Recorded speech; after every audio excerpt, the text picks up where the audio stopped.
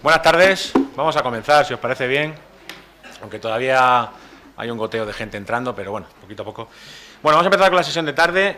Voy a presentaros al siguiente ponente, que tengo a mi izquierda, Miguel Ángel Vadillo.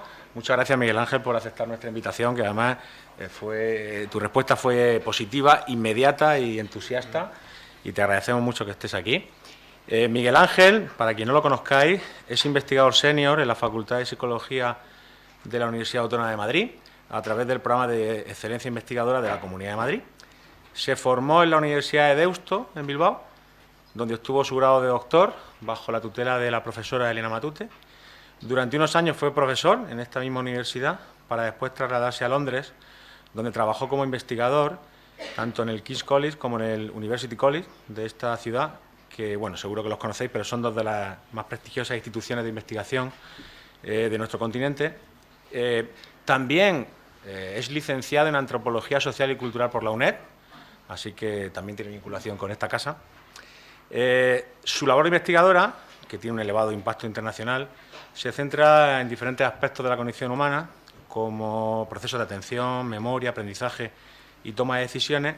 En la actualidad forma parte de la Junta Directiva de la Sociedad Española de Psicología Experimental, la SEPEX, y también es coeditor de la revista electrónica de divulgación Ciencia Cognitiva, que os recomiendo que consultéis por internet, porque presenta un panorama de la situación actual de la psicología y de la neurociencia muy interesante y yo creo que muy asequible para el público en general y en especial para estudiantes de psicología. Y fruto de su interés por la divulgación científica, mantiene un interesante blog divulgativo sobre psicología y neurociencia titulado De Mente, que os recomiendo que consultéis, aunque últimamente, Miguel Ángel, con franqueza tengo que decirte que lo tienes un poco desatendido. Yo lo sigo y lo recomiendo con frecuencia porque realizas un análisis crítico de nuestra disciplina, de otras disciplinas y de fenómenos interesantes y de resultados interesantes de la ciencia, pero después de verano lo tienes un poco desatendido. O sea que... Eso hace más fácil seguirlo, ¿no? Efectivamente. No se acumula en el email ni nada. Efectivamente. Hace que sea mucho más confortable seguirte por las redes. Bueno, muchas gracias, Miguel Ángel, y te cedo la palabra. Bueno, y paso a escucharte. de acuerdo. Muchas gracias a ti, Pedro, no solo por la invitación, sino por presentarme también, venderme, mejor dicho, también, y hacer pensar a esta gente incauta que merece la pena escucharme. Bueno, este hombre que veis aquí en la portada no es nadie de la Autónoma ni nada parecido. Alguien lo ha reconocido ya en la audiencia, no sé si os suena así la cara, la mayoría. Este hombre es Samuel Hahnemann, que es el inventor de la homeopatía con la que ya nos hemos metido varias veces en la sesión a lo largo de la mañana, que como le comentaba al siguiente ponente antes, en realidad yo le tengo cierta estima a este hombre, porque seguramente ha salvado decenas de miles de vidas en una época en la que si te ponías enfermo ibas al médico, te hacían sangrías o a saber qué, este hombre te daba agua y por lo menos no hacía daño y cumplía con el juramento hipocrático, ¿no? Del primer paso, no hacer daño a nadie, ¿no? Supongo que la mayoría sabéis en qué consiste la homeopatía, pero os voy a invitar, ya que acabamos de volver de comer, a hacer números con la homeopatía y demás a modo de presentación. Todos sabéis que la homeopatía consiste en disolver un principio activo en extremo, porque así se consigue una solución pues, con un efecto terapéutico potente. Entonces, imaginaros, por ejemplo, que lo que nos sucede es que no podemos dormir. Entonces, ¿cómo haríamos un remedio homeopático para poder dormir? Pues bueno, según la homeopatía, primero tendríamos que buscar una sustancia que provoque ese problema. Entonces, podría ser algo tan sencillo como el café o la cafeína. Y lo que tendríamos que hacer es lo siguiente. Cogeríamos una parte de cafeína y la disolveríamos, por ejemplo, en 99 partes de agua. Y esto no se puede mezclar así sin más, hay que seguir cierto ritual que se llama sucusión, entonces hay que moverlo 10 veces de arriba a abajo, 10 veces así de adelante a atrás y 10 veces de izquierda a derecha, y por cierto moverlo enérgicamente, ¿vale? Tiene que marcarse ahí la esencia de la cafeína en el agua bien. Lo que sale de esta mezcla es una disolución 1C, que se llama, porque hemos disuelto una parte entre 99 de agua. Y, por supuesto, esto no lo podemos tomar todavía como remedio homeopático, porque esto tiene demasiada cafeína. Y entonces, si lo tomáramos, esto tal vez no nos ayudaría a dormir, sino que nos despertaría todavía más, ¿no? Hay que disolver esto mucho más para que tenga valor terapéutico. Entonces, la forma en la que procedemos es cogemos una parte de esta disolución 1C, volvemos a mezclarla con 99 partes de agua, volvemos a agitarla en toda la dirección muy fuerte. Esto nos da una disolución 2C que sigue teniendo demasiada cafeína como para poder tomarla directamente. Esto no tendría efecto terapéutico. Así que volvemos a hacerlo una vez. Mezclamos las 10 veces. Esto da lugar a una disolución 3C que todavía, estáis en lo correcto, es demasiado potente como para poder tomar. Demasiado potente en el sentido de que tiene demasiada cafeína, de que no tiene efecto terapéutico. ¿Cuántas veces tenemos que continuar con el proceso? Si lo hacemos 6 veces, esto es equivalente a coger una gotita de cafeína y meterlo, como os pongo ahí, en 20 piscinas olímpicas, no piscinas de las de la comunidad de casa, sino en piscinas olímpicas, ¿no? Imaginaos ahí las piscinas, 9 veces, 10 veces, tal. ¿Podéis tomar esto como remedio homeopático? No, porque esto tiene mucha cafeína todavía. Fijaros, una gota entre 20 piscinas. Si lo hacemos 12 veces, es como coger una gota de cafeína y soltarla en el Atlántico. Efectivamente, esto no lo podéis tomar porque tiene mucha cafeína. A lo mejor esto no os ayuda a dormir todavía. Si lo hacéis simplemente una vez más, pues esto ya es bastante menos que una gota en todos los océanos de la Tierra. Y efectivamente esto tiene todavía demasiada cafeína como para... Es muy peligroso tomar esto directamente. Si lo hacéis 40 veces, que no es mucho, esto es como tener una molécula de cafeína disuelta en una esfera de agua del tamaño del universo. Y efectivamente esto tiene demasiada cafeína todavía. Os voy a poner como ejemplo cuánto se continúa con este proceso. Pues bueno, si cogéis un remedio homeopático normal, por ejemplo, uno muy popular es este que se llama Oscilococcinum, que es para la rinitis, la alergia, la gripe, etc. Esto se hace, el principio activo aquí, en lugar de mi ejemplo era cafeína, aquí es hígado de pato o corazón de pato o algo así. Esto se licúa y se mezcla en agua una vez, 2 veces, 3 veces.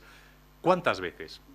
Pues bueno, no temáis, que ya veréis que no hace falta matar muchos patos para hacer esto, porque la disolución, no sé si lleguéis a ver ahí la letra pequeña, es un 200 CK, ¿vale? Entonces, si 40 era una molécula en el universo, pues imaginaros 200 veces. ¿Veis también que pone CK? CK quiere decir que esta mezcla además se ha hecho por un procedimiento muy peculiar, que es que en lugar de mezclar una parte de la sustancia con 99 de agua en cada paso, lo que se hace simplemente se echa, en la primera vez se echa una parte por 99, se agita bien, se tira y se calcula que lo que queda en el recipiente es más o menos un 1% de lo que había. Entonces se vuelve a rellenar, se agita, se vuelve a tirar, se vuelve a rellenar, se agita, se vuelve a tirar. Efectivamente, así 200 veces, ¿vale? Y entonces así es como se hace esto, que por supuesto no se presenta en formato líquido, esto es una sucrosa que está impregnada de ese líquido y eso es lo que tiene el valor terapéutico. Poco probable que esto funcione, ¿vale? En mi opinión, algo que no tiene nada, literalmente, pues es poco probable que tenga ningún efecto. A pesar de todo, ¿qué es lo que cree la gente sobre la eficacia de la homeopatía? Pues bueno, no os revelo nada si os digo que mucha gente cree en esto, a pesar de que, si buscáis información, pues qué sé yo, en la Wikipedia, lo primero que os pone en el primer párrafo es que esto, pues el consenso científico es que no funciona y no tiene nada de sorprendente, porque no es nada, no tiene nada, entonces ¿cómo va a funcionar, no? Más allá del placebo, por supuesto, el efecto placebo sí lo puede tener. Pero lo sorprendente son las creencias de la gente al respecto. Y a nadie os sorprenderá que mucha gente crea en esto, ya lo sabéis, pero lo interesante es que gente con formación científica también cree que esto funciona, ¿no? Entonces, es muy fácil encontrar revisiones sistemáticas de qué es lo que opinan los propios médicos. Entonces, esta es una revisión de hace varios años del Reino Unido. Esta es una revisión de revisiones, entonces aquí se veía lo que salía en varias revisiones sistemáticas con encuestas a médicos del Reino Unido, y bueno, pues por marcaros algún dato en estas encuestas, el valor medio de cuántos médicos de cabecera creen que la homeopatía puede servir para algo, pues el rango va de un 29% a un 48-49%, ¿vale? Así que médicos creen que esto puede servir. No os leo... Así no os marco más cifras, pero por ejemplo abajo pone que según la encuesta entre un 19 y un 64% de los médicos de cabecera creen que debería financiarse por el sistema de salud nacional, ¿vale? Público también, que supondría pues desviar fondos para otras cosas donde también hace falta, ¿vale? Esto es lo que creen los médicos después de 10 años de estudiar medicina, métodos de investigación, estadística, etcétera, de todo. La creencia llega hasta el punto de que tenemos verdaderos hospitales formales que se dedican a esto. Este es un buen ejemplo.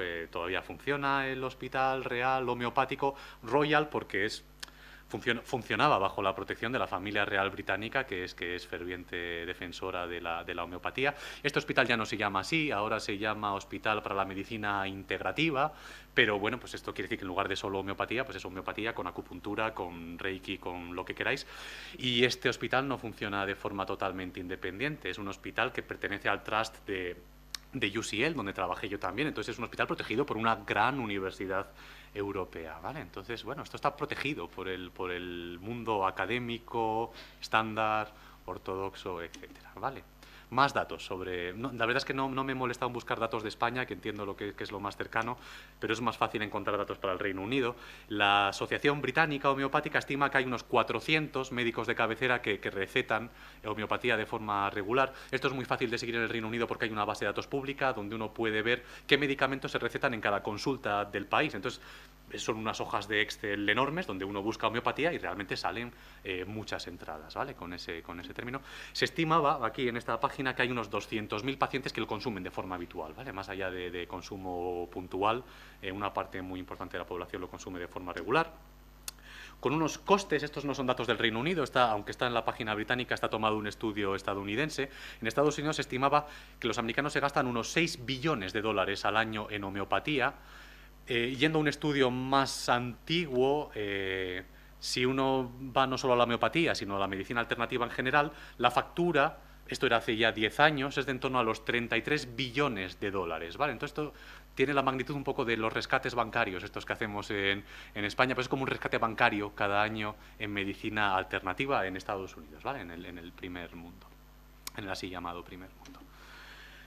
Con consecuencias que van más allá de lo económico y que de vez en cuando llegan a la muerte de personas inocentes. Supongo esto no pilla muy lejano. Hace simplemente 2 años murió un niño en Cataluña, supongo que recordáis, de difteria porque no estaba vacunado, porque la familia no creía en la medicina convencional y el homeópata de la familia pues le recomendó que no lo vacunaran y que en lugar de ello le dieran una vacuna homeopática. Y bueno, pues la vacuna homeopática a este niño lo llevó a la tumba porque murió de difteria y luego sí, pues la familia pues se sintió engañada con razón, ¿vale? Entonces esto no es solo dinero y no es una cuestión trivial. Es verdad que no sucede todos los días, pero ocasionalmente muere gente y con mucha frecuencia son niños que no tienen la posibilidad de decidir por sí mismos cuál es el tratamiento que deben recibir. Esto confía el mundo en que los médicos y los padres serán capaces de darle lo mejor a sus hijos, ¿no?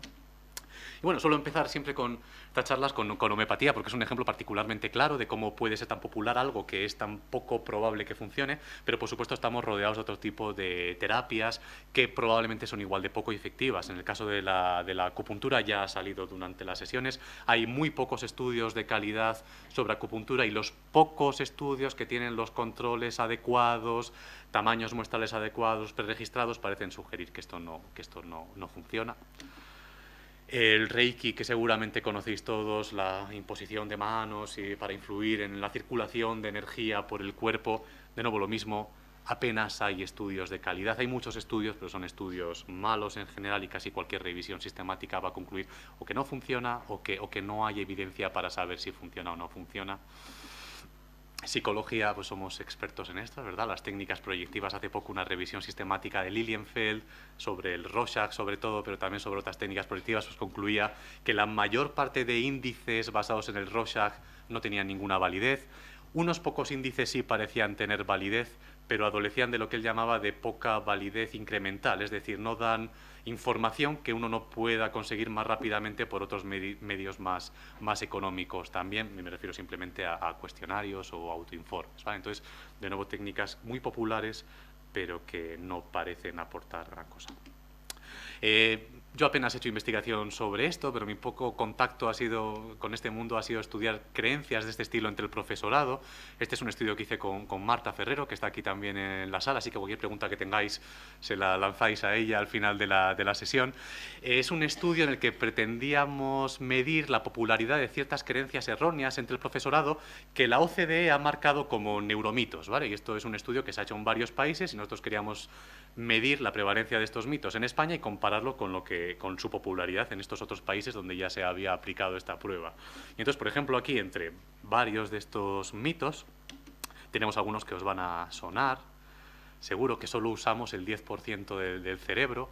Esto lo cree España, por cierto, aquí de nuestro estudio es el punto rojo, el penúltimo, ¿vale? Y el negro es la media en todos los países. Entonces esto en torno al 50% del profesorado de la OCDE tiende a creer que es cierto. España está un poco por debajo de eso, pero no demasiado. Un mito que, por cierto, se atribuye a William James, su origen, que por lo visto dijo que que el ser humano solo aprovechaba el 10% de su potencial y esto en algún momento se convirtió en el 10% del cerebro y ya está, ¿verdad? Muy popular. Otros mitos reconocidos como tal por la OCDE, la idea de que se puede explicar diferencias entre unos estudiantes y otros en función de dominancia cerebral, o sea que hay alumnos de cerebro izquierdo y alumnos de cerebro derecho y de que estos diferentes tipos de alumnos requieren un tipo de formación diferente. Pues bueno, según la OCDE y los neurocientíficos que saben, no hay evidencia de esto para nada y sin embargo ved lo popular que es. Os pongo abajo también que se ha demostrado científicamente que los suplementos de omega 3 y omega 6 mejoran el rendimiento académico. Pues no hay ninguna evidencia de esto, pero aún así, de nuevo, prácticamente la mitad del profesorado cree que sí la hay. ¿Algún mito interesante más?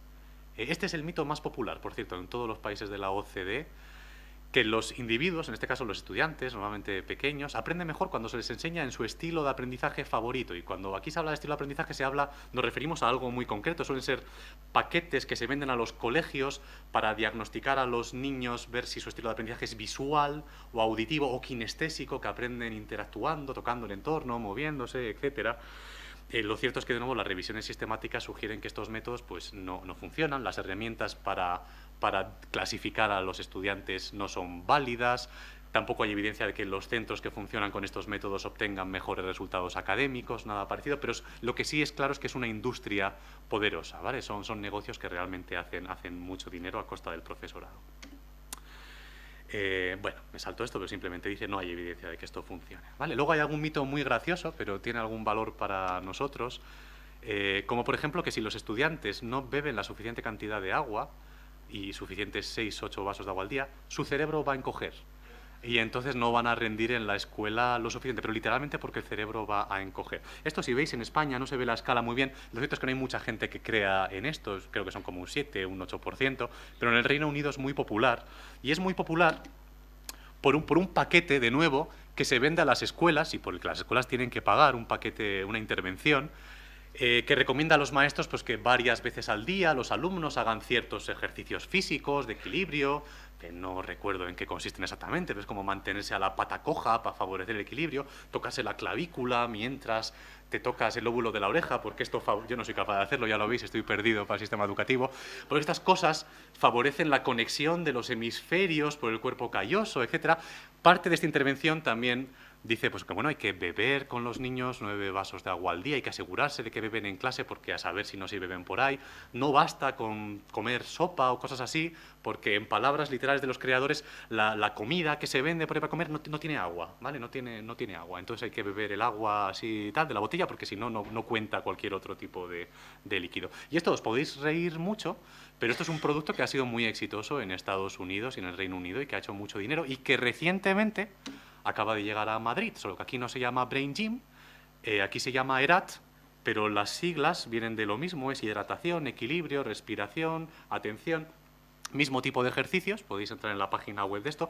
Quienes lo implementan en los colegios dicen además que esto está, yo no lo he comprobado, pero que esto está amparado por la Universidad Complutense, por la Facultad de Medicina, etcétera. Esto es el Brain Gym, ¿vale? Entonces, bueno, pues se empezará a hacer popular esto de que hay que beber 6 vasos de agua al día para que tu cerebro no encoja.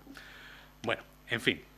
¿De dónde vienen todas estas creencias, ¿no? Que yo llamaría directamente creencias erróneas? Pues bueno, a lo largo de la charla, de forma muy sencilla, no voy a entrar en mucho detalle, voy a intentar abordar diferentes tipos de causas. Algunas causas se deben a factores cognitivos, que podríamos decir, esto que se llama sesgos cognitivos, que nos predisponen a creer en ciertas cosas y luego a ser tozudos y a no querer renunciar a estas creencias.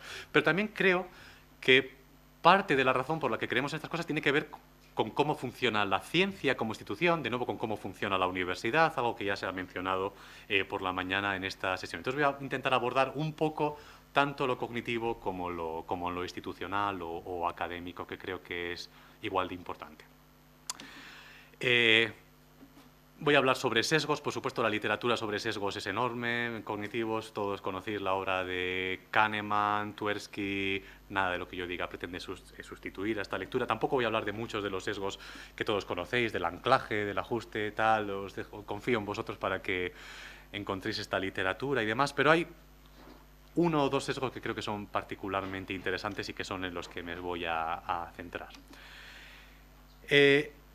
Muchos de estos sesgos creo que se agrupan bajo una única categoría que yo diría que es que simplemente tendemos a ser ilusos. Ilusos en el sentido de que tenemos ilusiones con facilidad, ilusiones entendidas como que tendemos a percibir con facilidad cosas que no están ahí realmente, ¿vale? Ilusiones como las perceptuales. Os voy a poner un par de vídeos en un momento a ver si se ven bien, a ver a qué me refiero con ilusiones.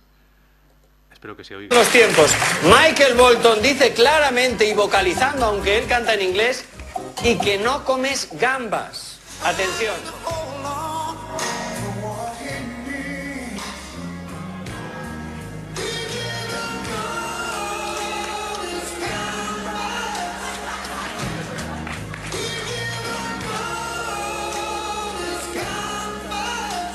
Bonito.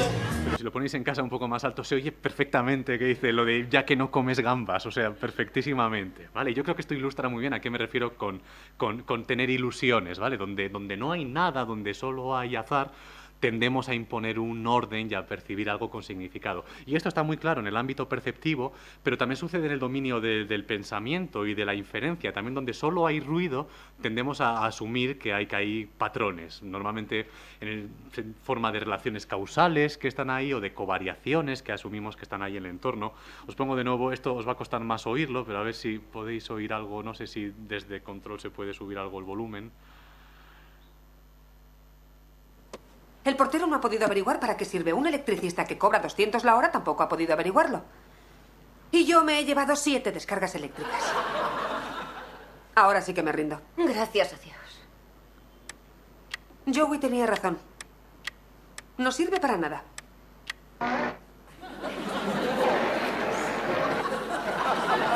¿Lo ves?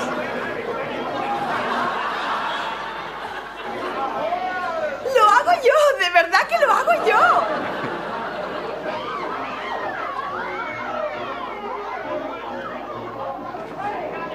Se me ha ido. Bueno, esto es muy humano, ¿no? ¿Quién nos ha sentido nunca en esta situación de pulsar un botón, pasa algo y tener la intuición inmediata, ¿no? De que lo hemos hecho nosotros? Esto es lo que en la literatura se llama ilusión de control, y yo creo que juega un papel muy importante en por qué adoptamos este tipo de creencias irracionales o pseudocientíficas, ¿no? La sensación de que tomo algo, mejoro y ya está, ha sido por lo que he tomado, lo he controlado yo, lo he producido yo. En España tenemos la suerte de tener una de las mejores investigadoras a nivel internacional de la ilusión de control, Elena Matute, de quien ya hemos hablado. Yo tengo especialmente la suerte de que fue mi directora de tesis, pero también otras personas que están aquí hoy. Y bueno, ella ha hecho muchos estudios sobre ilusión de control. A mí me gustan sobre todo los primeros que hizo en los años 90. Lo que encontraba ella eran experimentos muy sencillos con los ordenadores de la época en los que los participantes tenían que intentar controlar una luz que aparecía en el ordenador pulsando una tecla o lo que fuera. Y en realidad en estos experimentos los participantes no podían hacer nada por controlar esa luz. Esa luz aparecía en intervalos al azar y nada de lo que ellos hicieran influía en eso. Pero aún así los participantes cuando terminaban decían, sí, he sido yo, al principio no sabía muy bien cómo iba, pero enseguida he descubierto que si le doy a la barra espaciadora a la derecha, entonces sí que lo provoco yo cuando quiero, ¿vale?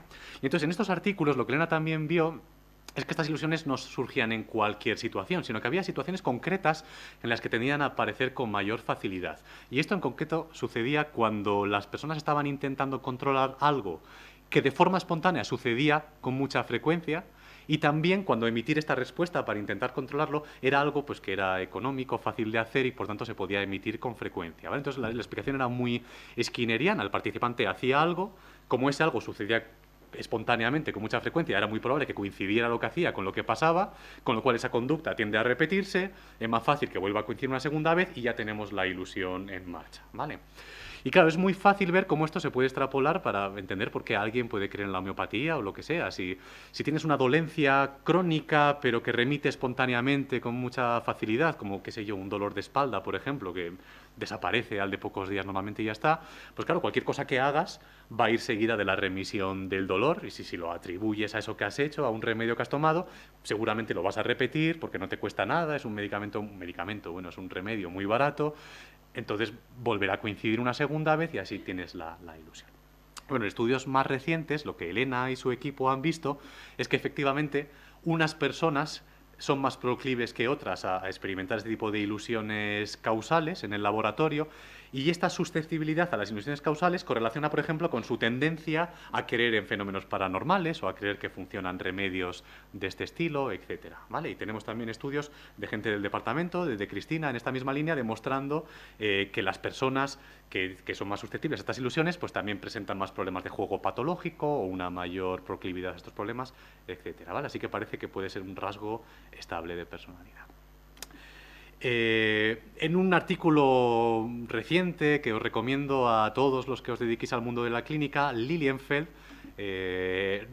reconocía que posiblemente muchos de estos sesgos explican por qué los terapeutas creen que funcionan las terapias que utilizan o por qué creen que funcionan mejor de lo que realmente funcionan, ¿no? Y entonces él menciona muchos factores que contribuyen, muchos sesgos que contribuyen a esta percepción en este artículo, y en la primera categoría, como veis aquí, habla de factores que influyen en percibir un cambio que no existe realmente, ¿vale? Entonces esto coincidiría con lo que acabamos de ver ahora. Yo percibo una covariación entre lo que yo he hecho y un resultado en el cliente que no está ahí realmente. Pero por supuesto la situación es más compleja porque a veces realmente hay un cambio en el paciente y también sería un error atribuirlo siempre a lo que tú como terapeuta has hecho y descartar otros factores que pueden influir en que el paciente mejore, ¿no? Y en este sentido lo más interesante es la facilidad con la que ignoramos otros factores que influyen en la recuperación. Esto sería un ejemplo de cómo saltamos de la correlación a la causalidad, ¿verdad? Que todos sabemos lo tentador que es cuando vemos que hacemos algo, pasa una cosa, lo hemos hecho nosotros descartando otras causas de esa posible covariación.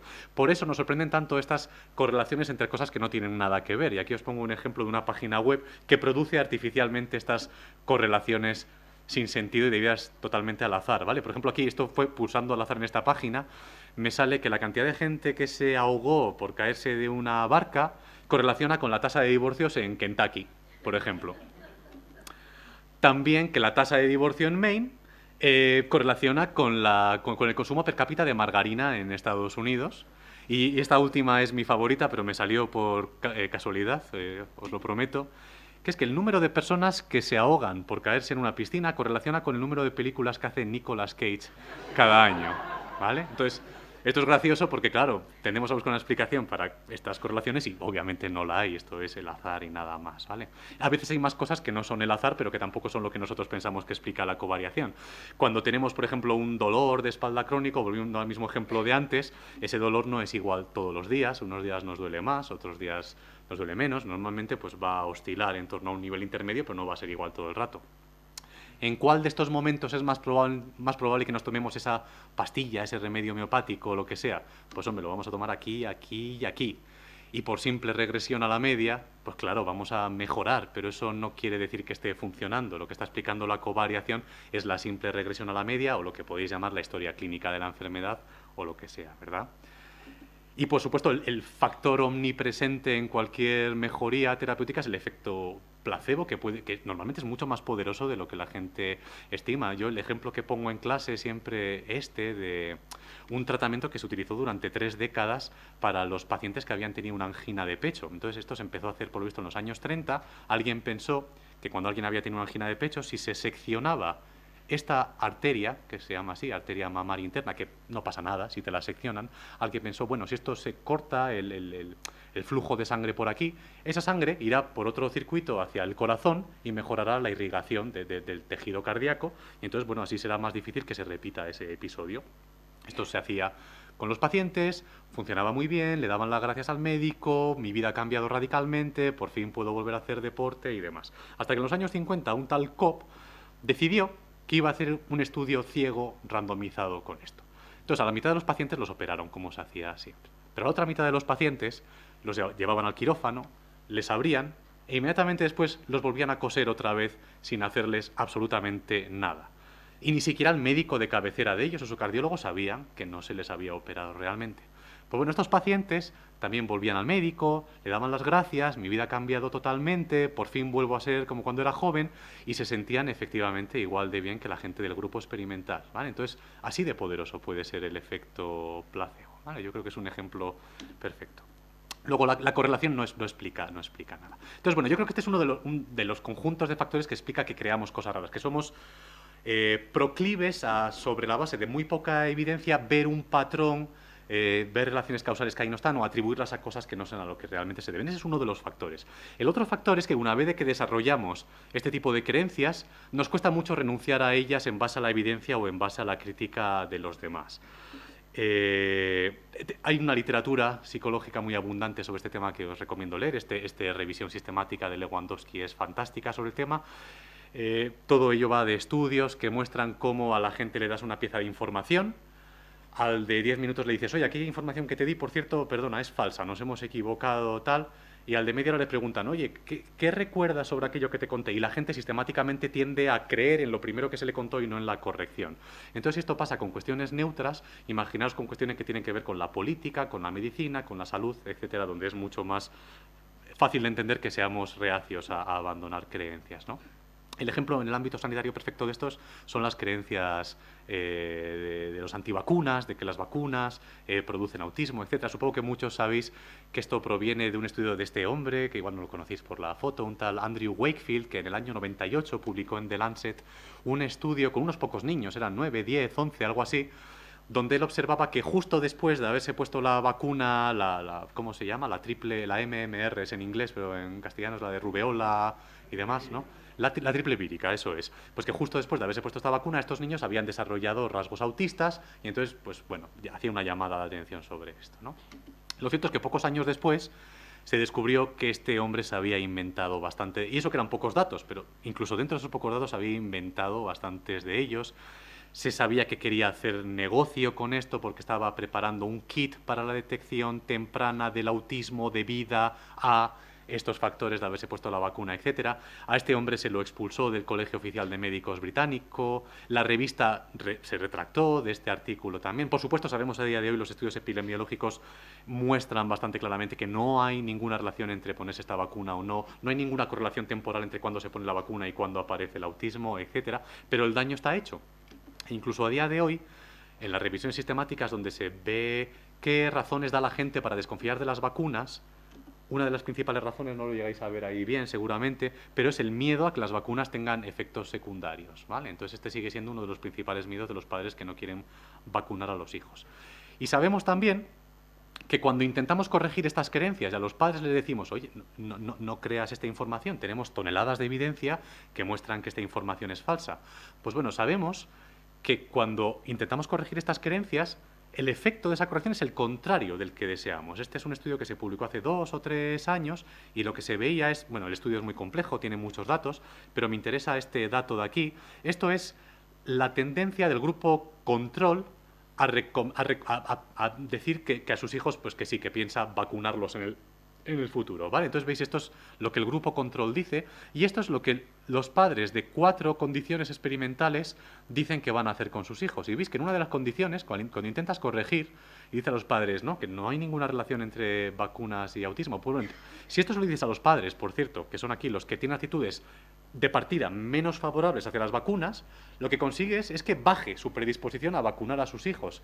Entonces, fijaros un poco en esto, a la gente que ya tiene actitudes favorables, no merece la pena darles esta información, porque ya están de acuerdo contigo de partida.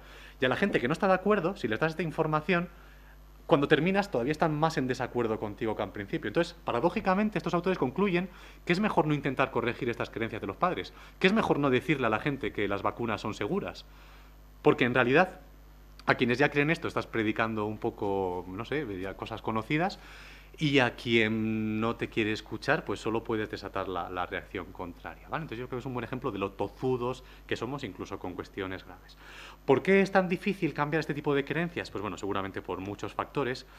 Uno de ellos es que este tipo de creencias no se presentan en la gente de forma aislada, sino que se van organizando poco a poco en familias de creencias muy amplias, donde es muy difícil cambiar solo una cosa sin que eso interfiera con el resto de cosas que cree esa persona. Por ejemplo, en el caso del cambio climático, la investigación sugiere que los principales predictores de que alguien rechace la idea de que hay un cambio climático son sus opiniones políticas, básicamente en América, si alguien es republicano, ese es el mejor predictor de si va a rechazar el cambio climático.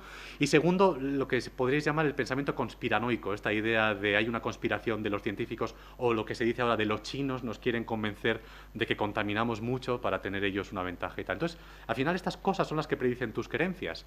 Es muy difícil convencer a alguien de que sí que existe el cambio climático sin desafiar esta otra familia más amplia de creencias, pero que claro, que es mucho más difícil de cambiar, ¿no? Entonces también en el caso de las vacunas, ¿qué predice que la gente sea antivacunas? Pues bueno, esto está muy pequeño, igual no llegáis a ver, pero básicamente ¿a qué médicos acuden? Cuando alguien va al quiropráctico o al homeópata en lugar del médico de cabecera, pues bueno, sabemos, la evidencia sugiere que los homeópatas es mucho más probable que te recomienden que no vacunes a tu hijo, ¿vale? Es así lo que dice la estadística. Y de nuevo, volviendo a este estudio que os mencionaba antes, entre los padres que no quieren vacunar a sus hijos, algunas de las razones que dan es que no creen en la medicina convencional, pero sí creen en la homeopatía, que desconfían de las compañías farmacéuticas, etc. Entonces, esto yo creo que explica bastante bien por qué son difíciles de cambiar estas creencias. No son creencias individuales, son redes de creencias que están conectadas unas con otras y claro, no puedes tocar un elemento de esa red sin que se caiga el resto como un castillo de naipes, ¿no? Entonces la gente protege esa red de creencias. Bueno, y con esto termino la parte, no sé cómo voy de tiempo, me cortas, Pedro, si me paso demasiado. Con esto termino la parte un poco que tiene que ver con los factores individuales que explican que abracemos estas creencias, ¿no? Yo creo que somos proclives a creer cosas sobre la base de poca evidencia y una vez de que se asientan esas creencias es muy difícil cambiarlas, ¿vale? Entonces estos dos elementos juntos pues son un poco la receta del éxito de todas estas creencias irracionales, ¿vale? Pero creo que además de eso hay factores institucionales que explican por qué creemos cosas raras y tienen que ver mucho con cómo funciona la universidad y la ciencia. La forma en la que tendemos a ver la ciencia, yo creo, en general, es un poco ingenua y pensamos que es como una especie de, os pongo ahí unas gafas, como unas gafas que de la misma forma que te ayudan a compensar los déficits de tu sistema visual, ¿no? Y te ponen la vista bien.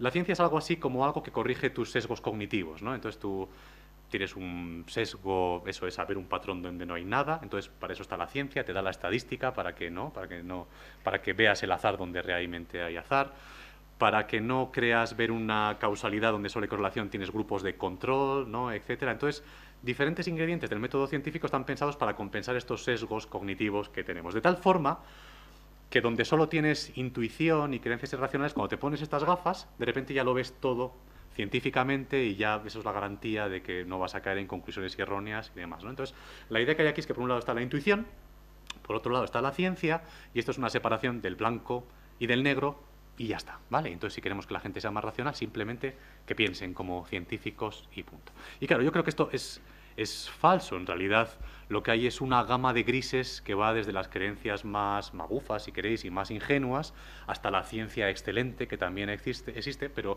hay una gama de grises intermedia más cercano a un extremo o a otro que anda un poco dentro de lo que más o menos pasa por ciencia, pero no lo es del todo. Y la mayor parte de eso que llamamos ciencia, en realidad yo creo que reside en este punto intermedio, ¿vale? Son los extremos lo que son poco habituales. Por poner de esto de otra forma, yo creo que lo que pasa con la ciencia se resume un poco con este tuit del científico, no sé si lo seguís, que mucha gente lo odia, a mí me gusta mucho esta idea de, bueno, la ciencia no se hace sola, hay que hacerla.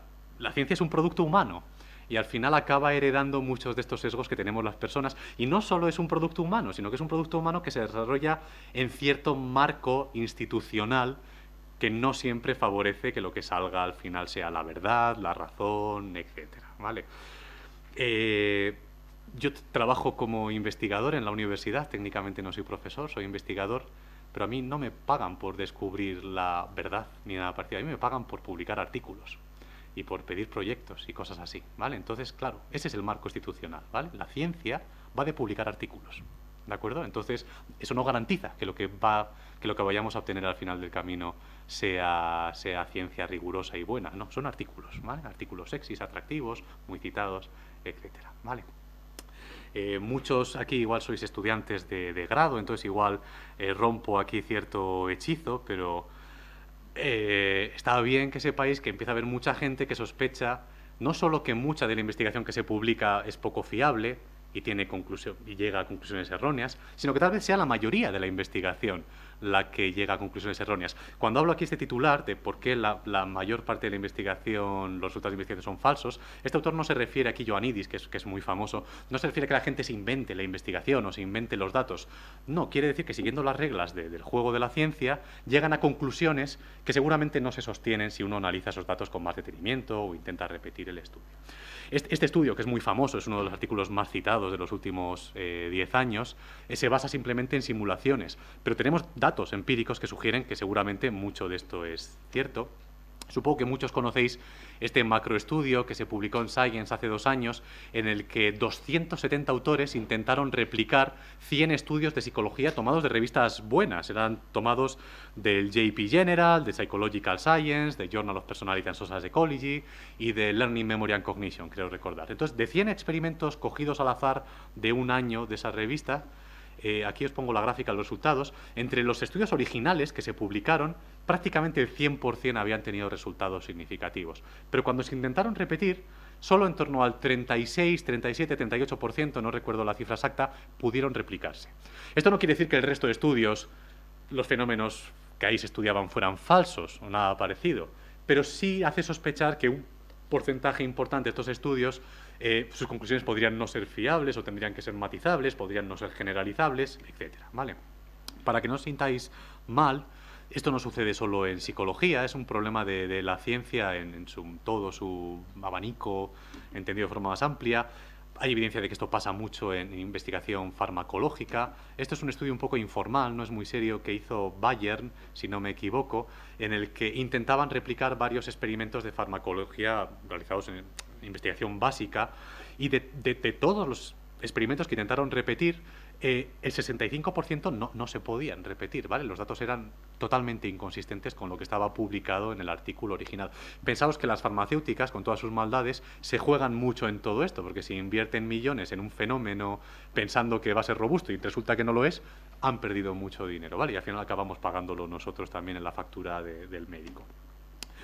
Hay razones para sospechar que esto pasa mucho en estudios de biología básica del cáncer, estudios preclínicos de cáncer. Hay en marcha un macroestudio similar al que se ha hecho en psicología, pero en biología del cáncer. Como son estudios mucho más complicados de hacer, no se va a intentar replicar 100, creo que se va a intentar replicar 45 o algo así, y se han publicado ya los primeros resultados disponibles. Entonces todavía hay muy poco, creo que se han publicado los resultados de los primeros 5 intentos de réplica, y de esos 5, solo 2 se han podido replicar por ahora, ¿vale? Entonces la tasa, por ahora, no es como para estar tampoco muy contentos, y tenemos evidencia de que esto sucede también en experimentos de economía conductual. Salen un poco mejor parados. En este estudio que se publicó en Science, la tasa de replicabilidad en economía experimental fue del 60%, está muy bien, pero fijaros, todavía está al 100% del margen que queda, ¿vale? Así que no os sintáis más mal si sois la mayoría psicólogos, pero es cierto que la ciencia, tal y como la practicamos ahora, tiene un problema de reproducibilidad que deberíamos abordar. Os voy a proponer un juego ficticio para entender un poco cuáles son los problemas de la ciencia y cómo se detectan, cómo se pueden corregir y qué deberíamos hacer para solucionarlos.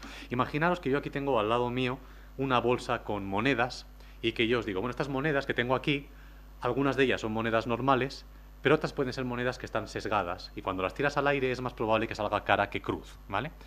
Entonces vamos a hacer un juego en el cual hacemos experimentos con cada una de estas monedas. Si esa moneda es una moneda que no está sesgada, me la quedo yo. Pero si es una moneda que tú haces un experimento y me demuestras que sí está sesgada, entonces te la quedas tú, ¿vale? Entonces vamos a hacer un experimento con cada moneda. ¿Cómo hacemos un experimento? Pues, por ejemplo, cogemos una moneda y la tiramos al aire 10 veces y vemos si la proporción de caras que nos sale es estadísticamente, significativamente superior al 50%, ¿no? Entonces imaginaos que nos sale este resultado. Tiramos la moneda 10 veces, nos sale un 60% de caras, 6 caras. ¿Esto es significativamente diferente al 50%? No. Entonces esta moneda me la quedo yo. Tiramos otra. Nos salen 4 caras. Esto no es significativo, me la sigo quedando yo. Vamos a imaginar que ahora quieres hacer un experimento más sensible y en lugar de tirar la moneda 10 veces, la tiras 20 y te sale esto, ¿vale? Un 45% de caras. Esto no es significativo, me la vuelvo a quedar yo. Lo hacemos otra vez, no es significativo, me lo quedo yo. Pruebas a tirar más veces. La mayor parte de las monedas no te sale significativo, así que me las quedo yo, pero de vez en cuando sale una como esa roja en la que tu resultado es estadísticamente significativo, entonces te quedas tú con esa moneda. Vamos a imaginar que jugamos a esto 2000 veces, ¿vale? y que nos sale un patrón como este, ¿vale? A veces tirando las monedas más veces y a veces menos. En este juego lo que está pasando claramente es que las monedas no están trucadas, ninguna de ellas, y entonces, a pesar de todo, vosotros alguna vez ganaréis, pero será por azar. ¿Con qué proporción? Pues será con el 5% de azar, porque es el nivel de significación que utilizamos en los análisis normales, ¿verdad? Ahora, para hacer el juego un poco más interesante, imaginaros que yo os digo, bueno, este juego yo no tengo tiempo de seguir aquí con vosotros supervisando lo que hacéis, entonces os voy a dejar aquí con la bolsa de monedas, hacéis experimentos vosotros solos, y yo dentro de un rato vengo, me decís qué monedas han salido trucadas, os me apuntáis en un papel los resultados del experimento que habéis hecho, y os cogéis las monedas que os haya tocado, me dejáis a mí las mías y os vais del laboratorio y ya está. Y entonces yo cuando vengo al de un rato y miro el papel que me habéis dejado allí, me decís, oye Miguel, no te lo vas a creer, pero todas las monedas que he tirado, todas están trucadas, ¿vale? Y entonces yo cojo la libreta, miro los datos y me encuentro con esto. Y digo, esto no cuadra, ¿vale? Esto es una distribución un poco rara de los datos.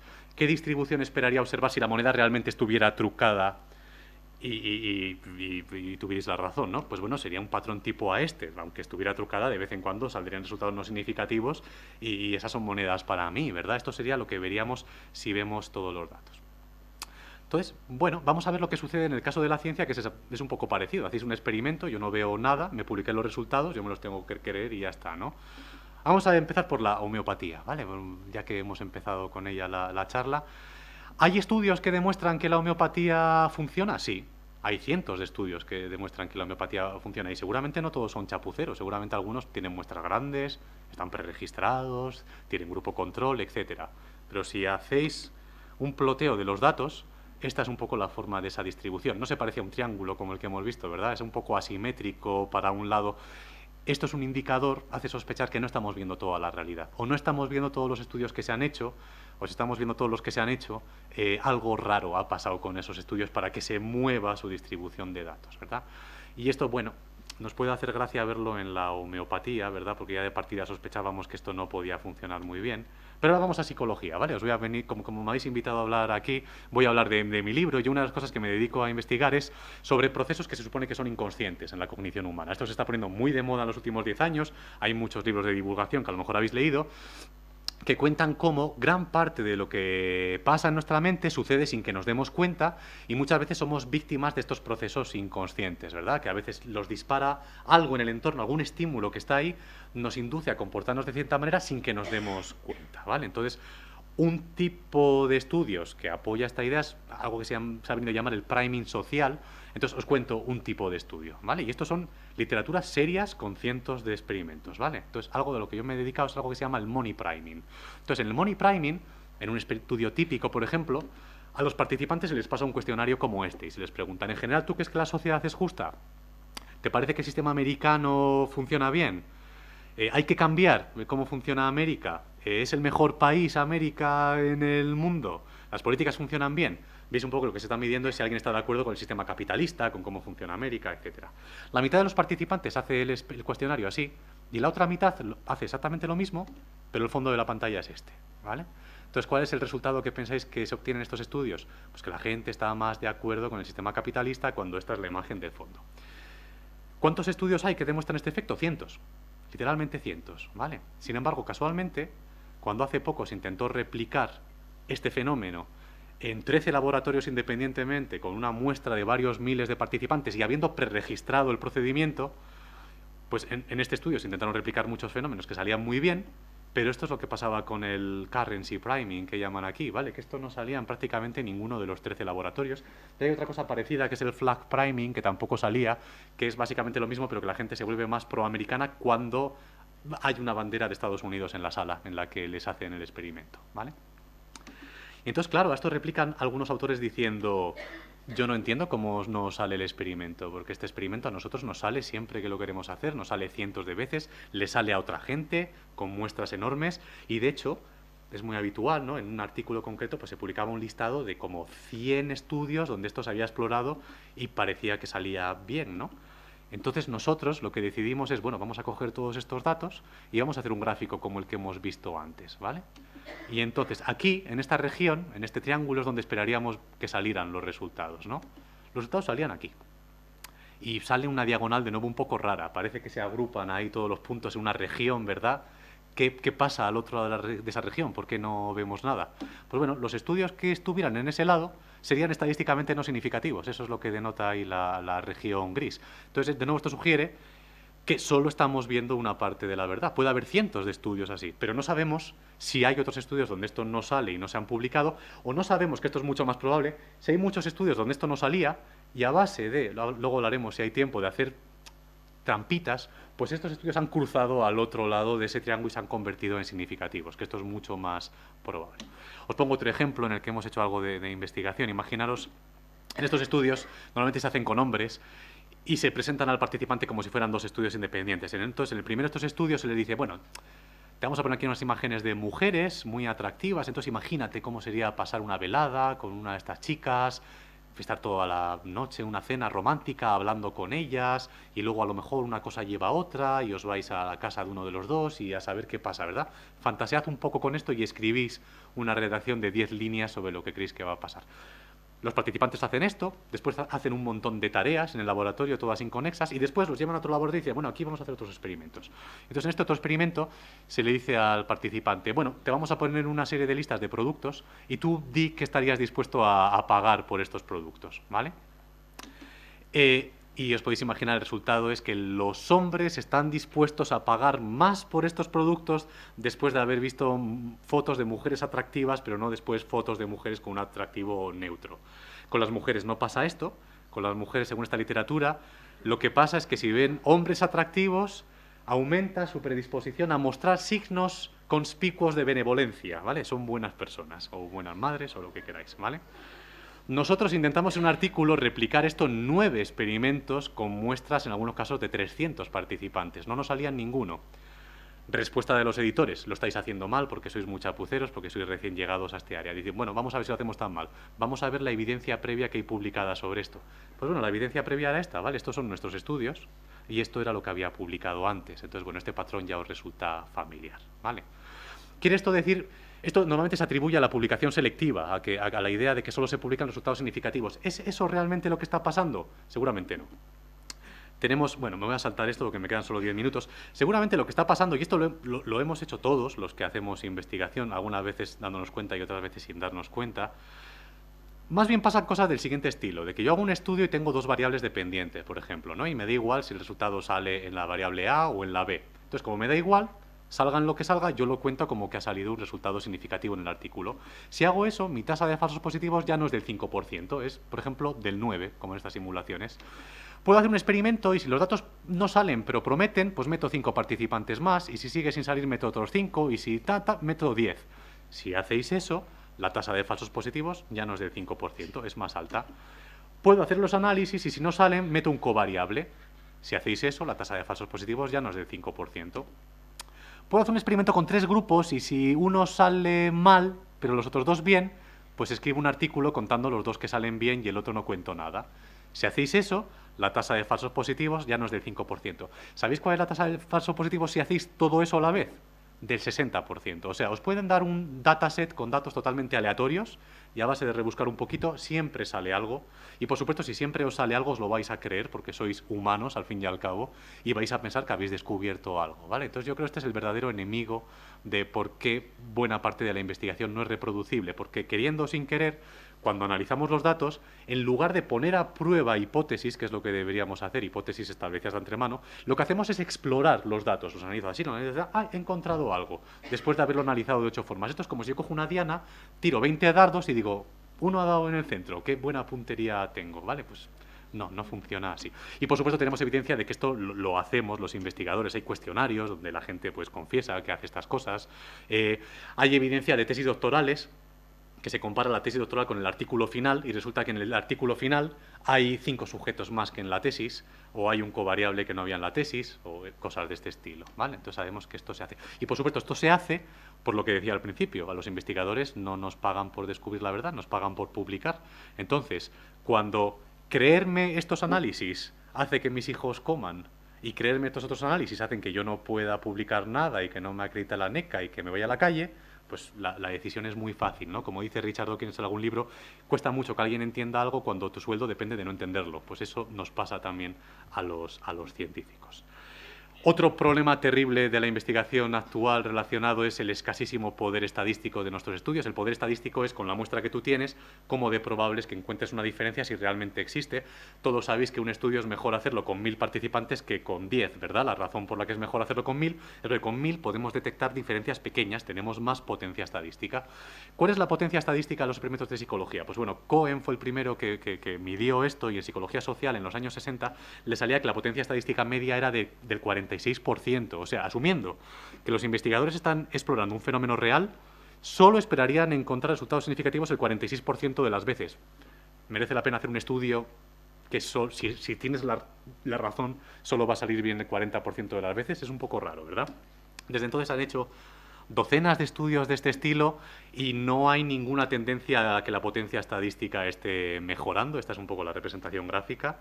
Y en algunos ámbitos como la neurociencia, la potencia estadística media es del 21%, ¿vale? O sea, fijaros lo bajo que puede ser esto. Y sin embargo, y esto es lo paradójico, cuando uno mira en lo que se publica en las revistas cuántos resultados son estadísticamente significativos, resulta que casi todos lo son. Antes se ha mencionado alguna cifra aquí, el 80%, el 90%, depende del área. Entonces, ¿cómo puede ser esto? ¿Cómo puede ser que la potencia estadística sea del 30% y que luego salgan bien casi el 100% de los experimentos? Obviamente no lo estamos viendo todo. Obviamente lo que está publicado es una fracción, es una parte de la historia, pero no es toda la historia, ¿vale? Volviendo al ejemplo del mindfulness, y yo no sé absolutamente nada de mindfulness, pero para que veáis que esto no pasa solo en experimentos de psicología básica hechos en el laboratorio, un estudio reciente decía que en general la potencia estadística media de los estudios de mindfulness era de en torno al 50%, pero la tasa de resultados positivos era de en torno al 87%.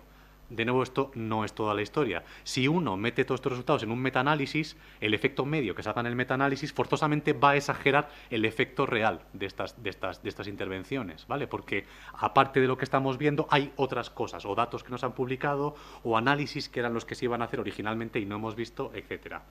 ¿Está mejorando esto con el paso del tiempo? Pues de nuevo, en el caso del mindfulness, parece que sí, buena noticia, pero muy despacio. Este es el incremento en el número de participantes en ensayos randomizados de mindfulness en los últimos años. Entonces veis que hay una tendencia a subir, pero aún así, todos, si llegáis a ver, la mayoría de los estudios recientes publicados tienen menos de 100 participantes. Entonces, una potencia estadística, de nuevo, muy pequeña, salvo por unos pocos estudios. Y, por supuesto, el tamaño de la muestra es uno de los parámetros que define la calidad de un estudio, ¿no? Otro es, ¿tienen un control activo apropiado? Pues bueno, esto va mejorando, pero de nuevo un porcentaje muy importante de los estudios parece que no cumplen con estos requisitos tampoco. Y os pongo aquí datos de mindfulness, pero seguro que valdría para cualquier otro tipo de investigación en nuestras áreas cercanas, ¿vale? Esto simplemente es un ejemplo sobre el que se acaban de publicar datos. Termino ya en un minuto, si me deja Pedro. Uno de los problemas de la ciencia, como la practicamos, yo creo que se entiende bien si uno compara... en este artículo creo que lo dejan muy claro, si uno compara con cómo se solían fabricar los coches en Estados Unidos en los años 70, por lo visto lo que se solía hacer era fabricar los coches sin cuidar mucho el proceso de montaje, da igual que las piezas estuvieran bien fabricadas o mal fabricadas, los coches se ensamblaban de todas maneras y al final, bueno, pues la mayoría andaban y si alguno no andaba ya se arreglaría, etcétera. Estos coches que se fabricaban en aquella época en Estados Unidos eran muy malos y de hecho se los llamaba, ponen ahí, los limones, ¿vale? Eran coches que estaban hechos para ser baratos pero durar muy poco y requerir reparaciones cada poco tiempo. En este nicho, a los japoneses se le ocurrió que sería mucho más inteligente poner mucho más mimo en cómo se fabricaba cada pieza, establecer buenos estándares de calidad en cada pieza, en cómo se ensamblaba todo, etcétera. Los coches a lo mejor serían un poquito más caros, pero a cambio funcionarían mucho mejor durante más tiempo. Entonces, bueno, estos autores dicen que algo parecido pasa con la ciencia que hacemos. La ciencia que hacemos se parece un poco a esta fabricación de coches en los años 70 en Estados Unidos. Hacemos ciencia que, en buena medida, no es seria, no es robusta, es mala, y está pensada para simplemente sugerir cosas que luego deben ser confirmadas en otros estudios independientes, mejor hechos, etcétera, ¿verdad? Y claro, lo que debería pasar idealmente es que deberíamos cambiar esto por ciencia que desde el primer paso sea rigurosa, exhaustiva, etcétera, ¿vale? Y afortunadamente mucho de esto está pasando. Si estáis siguiendo un poco la literatura, cada poco se publican estudios sugiriendo a la gente cómo debe hacer buena investigación, incentivando a la gente por preregistrar los estudios. Preregistrar significa, antes de hacer el estudio, subir a un lugar público un archivo donde explicas qué vas a hacer, cómo lo vas a analizar, etcétera. para que nadie te acuse después de haber jugueteado con los datos. No, yo ya dije de antemano lo que iba a hacer. Esto es muy poco frecuente en psicología, pero haciéndolo se solucionarían muchos de estos problemas, ¿verdad?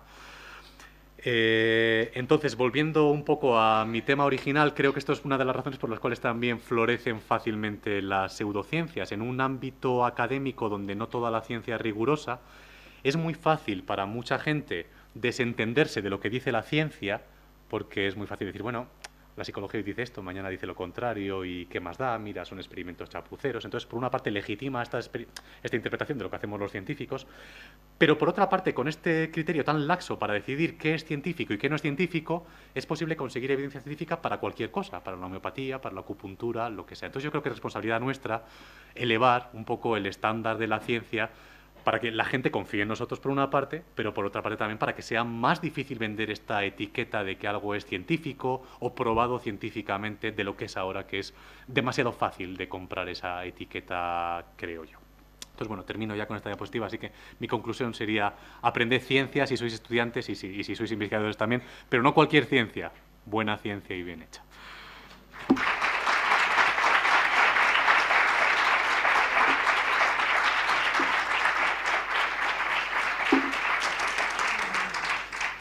Muchas gracias, Miguel Ángel, por esta bocanada de aire fresco que nos despabila un poco a todos y nos pone en alerta para que hagamos mejor ciencia.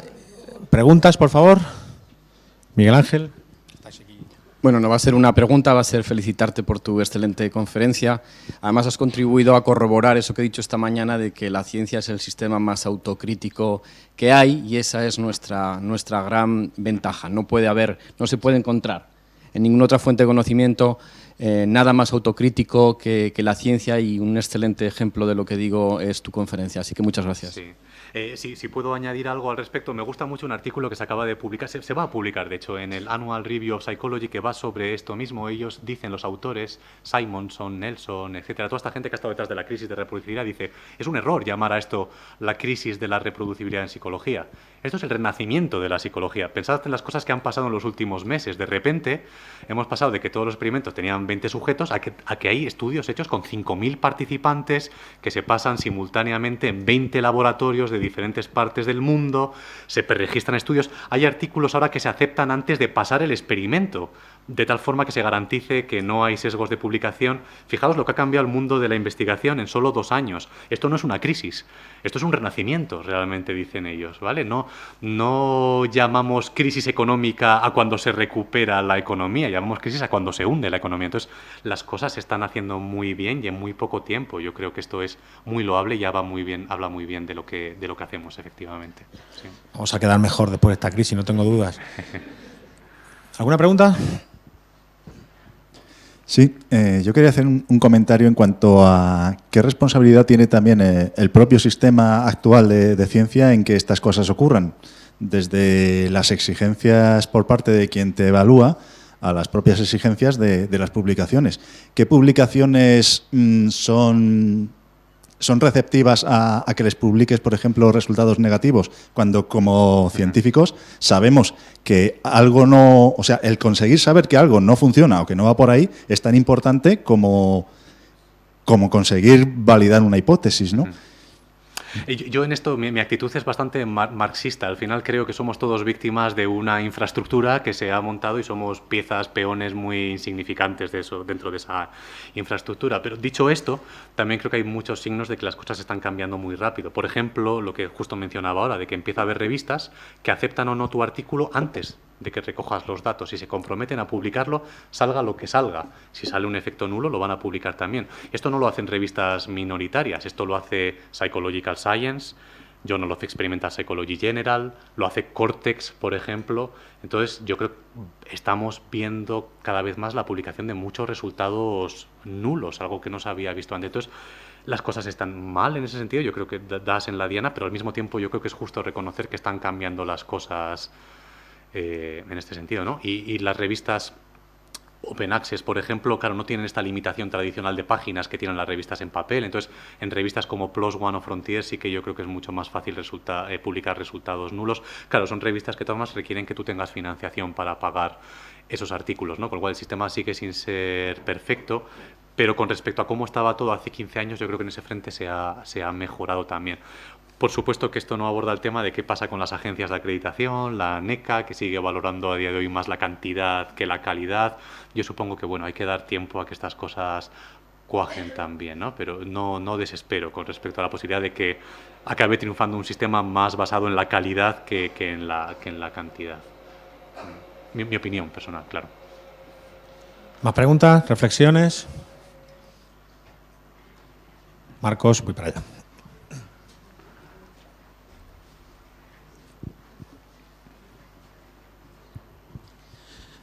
Bueno, yo también quería felicitarte porque además ha sido muy divertida, ¿no? la presentación, además de interesante y densa. Yo me preguntaba, en particular en psicología, ¿no hay un componente también de inestabilidad del fenómeno?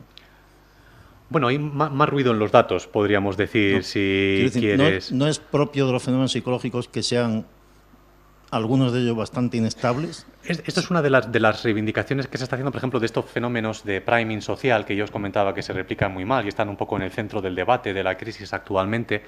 Cuando los autores originales de estos estudios defienden su obra, dicen, bueno, seguramente si a ti no te salen estos efectos en tu laboratorio es porque este efecto está moderado por otros factores muy complejos que no sabemos cuáles son y por eso a ti no te está saliendo. Y esto puede ser cierto a veces, yo no diría que no.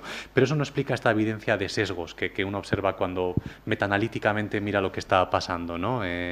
No puede ser parte de la historia, pero no es toda la historia. Sí que la variabilidad de los datos también influye en otro sentido, que es que claro, cuando tenemos muestras de 10 participantes, 15, 20, los datos tienen mucho error muestral. También es otra forma de ver este fenómeno. Estudiamos algo que es muy complejo con herramientas muy pobres o muy poco sensibles. Entonces, claro, la variabilidad es total. Te puede salir cualquier cosa, significativo, no significativo. Esto no ayuda a resolver el debate, claro. No creo que sea toda la explicación. Sin duda es parte de la explicación, claro.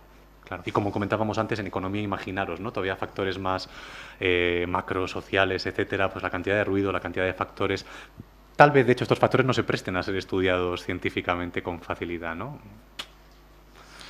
Sí, volviendo un poquito a lo anterior, me parece muy importante, sobre todo al hilo de algunas preguntas que me hacéis, distinguir la ciencia en puridad de concepto de lo que es la sociología de la ciencia.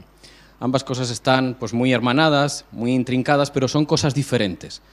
Una cosa es cuál sea la política universitaria o gubernamental en un país, que obviamente dirige el quehacer científico, léase ANECA, las políticas editoriales, sus intereses económicos y de poder. Eso es un tema que tiene que ver con la sociología de la ciencia, y otra cosa diferente es la ciencia en puridad de concepto. Entonces, a veces hacéis críticas o hacemos críticas a la ciencia cuando en realidad lo que estamos criticando es la sociología de la ciencia.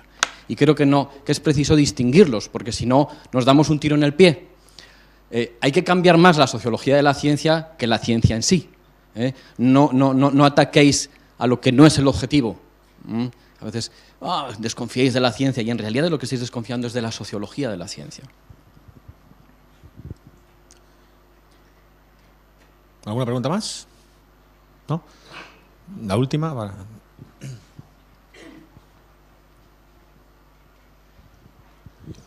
Hola, buenas tardes. Muchísimas gracias por tu conferencia porque he disfrutado muchísimo. Y he disfrutado mucho porque yo soy profesora de personalidad. Me ha encantado todo, pero sobre todo me ha llamado particularmente la atención toda la parte que has dedicado a los factores individuales, ¿no? De creer en las cosas raras, ¿eh? Y entonces ahí me he acordado que yo en el año 84, ya ha llovido mucho, hice mi tesis doctoral sobre el locus de control y sobre atribuciones de causalidad. Entonces me ha encantado oírte hablar de ilusión de control y oírte hablar de expectativas de control. Me falta atribución de causalidad y alguno de esos fenómenos que tú comentas yo lo llamaría reactancia psicológica, es decir, provocas la reacción contraria cuando incides directamente en aquello que quieres cambiar, ¿no? O sea, esa amenaza a la libertad lleva a reaccionar precisamente en el sentido contrario, ¿no? El sentido que quieres eliminar. Entonces, en ese sentido me ha encantado volver a oír todo esto y, por otro lado, volviendo ya a la segunda parte de lo que has comentado, después de escucharte, resulta un poquito duro saber, o sea, tener conciencia de culpa, es decir, conciencia de enfermedad en el sentido de que sabemos que estamos siguiendo un sistema, como tú decías, somos pragmáticos, tenemos que publicar, tenemos que seguir unas determinadas normas, aunque sabemos que estamos entrando en un juego que no tenemos más remedio a veces que seguir e intentamos. No me cabe duda que todos los que estamos aquí intentamos hacerlo de la forma más seria posible, pero no cabe duda que muchas veces bueno, la presión de tus doctorandos que tienen que sacar adelante sus trabajos, sus publicaciones y demás, bueno, pues va entrando uno en un juego tremendo. Entonces, yo creo que todo esto, reflexionar, está fantástico porque a mí yo me voy muy tranquila pensando que no soy la única que piensa esto, ¿no? Pero al mismo tiempo te produce esa inquietud de tener conciencia de enfermedad, que eso pues lleva a esas dudas que algunos alumnos que están aquí escuchándonos, ¿no? Se irán diciendo, madre mía, y todo lo que me ponen en los libros, todo eso lo replicarán, al final se cumplirá, no se cumplirá, y entonces todo eso pues bueno, pues genera una duda que es buena y es saludable en el contexto en el que estamos. Nada más, solo era felicitarte por tu charla. Muchas gracias. Un poco por comentar muy brevemente, yo creo que a los alumnos sí podemos recordarle que hay fenómenos psicológicos clásicos que se replican con una facilidad terrible. Por ejemplo, ese estudio Many Labs que os ponía ahí, eran prácticamente solo los fenómenos de priming social los que nos replicaban. Todo lo demás, todos los fenómenos de Kahneman y Tversky, el anclaje, tal, todas esas cosas salen perfectamente. En ese estudio prácticamente el 80% de lo investigado sale bien. Entonces, bueno, tampoco yo creo que debamos echarnos con el látigo encima. Y luego, en relación a las implicaciones de todo esto para los jóvenes investigadores que empiezan ahora, claro que en algunos sentidos les ponen las cosas más difíciles, porque si de repente esperamos de ellos que preregistren todos los estudios, que tengan muestras muy grandes, claro, si la tesis de un chaval que empieza tiene 300 participantes, pues tendrá un estudio, no va a tener 8 como se hacía antes, ¿verdad? Y eso es cierto. Pero también surgen oportunidades que antes no existían, por ejemplo, de colaborar con un consorcio de otros 20 equipos que también desemboca garantizado en una publicación que va a ser muy citada en revistas de impacto. Esto antes era muy difícil de hacer y ahora, sin embargo, es muy fácil. Se acaba de poner en marcha una cosa que se llama, algunos llaman el CERN de la psicología, que es básicamente esto, un macroconsorcio de cientos de equipos que van a decidir que cada año van a hacer 5 o 6 experimentos con 5.000 participantes en 20 laboratorios a la vez. Esto puede abrir muchas oportunidades para investigadores individuales. Si tú consigues que sea un efecto que tú quieres estudiar, el que se estudie en este consorcio, pues automáticamente vas a tener 5.000 participantes en tu estudio, ¿no? Esto era imposible antes y ahora es posible. Y aunque tu estudio no sea el aceptado, sí que puedes contribuir a cosas que están haciendo otros, ¿no? Entonces, bueno, unas cosas se hacen más difíciles, pero, bueno, se ha cerrado una puerta, se abre una ventana, no... Hay que saber ver esas oportunidades, yo creo, también. Muy bien, pues un aplauso de esta muestra, que es representativa. Que es muy grande. Gracias, Miguel Ángel.